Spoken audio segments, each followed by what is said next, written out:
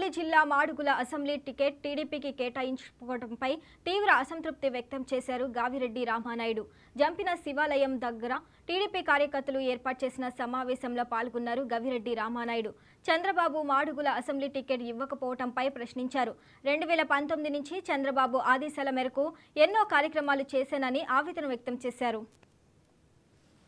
పీవీజీ కుమార్ ఇచ్చారు ఇన్ఛార్జిగా, ఎంతో కొంత ఏదో ఆయనకున్నంత వరకు ఆయన చేసినంత వరకు చేశారు.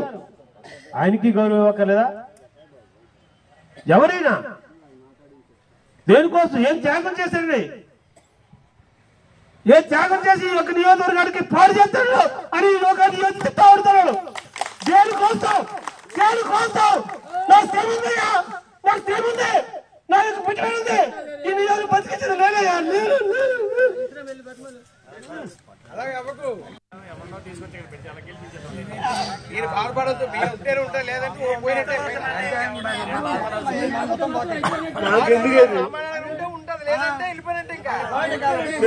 వ్యాపారం చేసుకున్నానా, డబ్బు సంపాదించుకున్నానా, పార్టీ వాళ్ళు పేదవాడిని తప్ప, పార్టీ కోసం ఖర్చు పెట్టి పేదవాడిని తప్ప, నేను పార్టీ కోసం కాకపోతే రాజకీయాలు లేకపోతే 200 కోట్లు 300 కోట్లు అది ఉంటుందండి.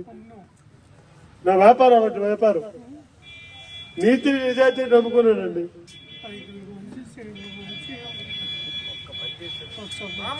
టికెట్ ఇవ్వాలి.